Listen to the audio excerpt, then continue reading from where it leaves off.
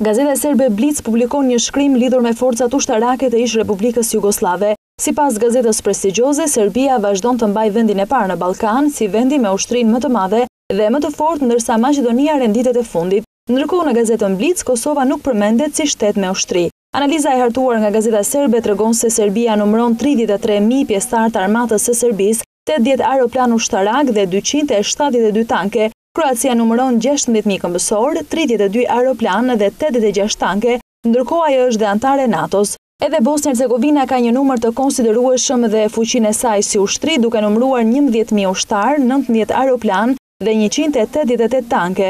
Slovenia si vend antar i NATO-s konsiderohet si një vend me kapacitete të vogla ushtarake, duke numëruar 7.100 pjesëtar të ushtrisë, 24 aeroplan dhe 54 tanke. Malizi që renditet nga fundi listës së ish republikave ka kapacitete të vogla të armatës, ku numërohen vetëm 2.100 pjesëtar të rregullt të ushtrisë, 4 aeroplan ushtarak dhe asnjë tank. Ndërkohë Maqedonia pavarësisht se ka 8.000 ushtar, 31 tanke, ajo nuk ka asnjë aeroplan ushtarak, duke u renditur kështu e fundit në listë për nga fuqitë ushtarake. Kjo analizë tregon gjithashtu se një pjesë e armatimit dhe mekanizmave luftarake në disa nga këto ish republika janë jashtë standardeve të NATO-s dhe nuk janë në gjendje të rregullt. Kosova nuk është përfshirë në këtë analizë, por forca mbrojtëse e Kosovës përfaqëson një forcë relativisht modeste me 2.500 pjesëtar aktiv, ndërsa komponenti rezerv ka deri në 800 antar.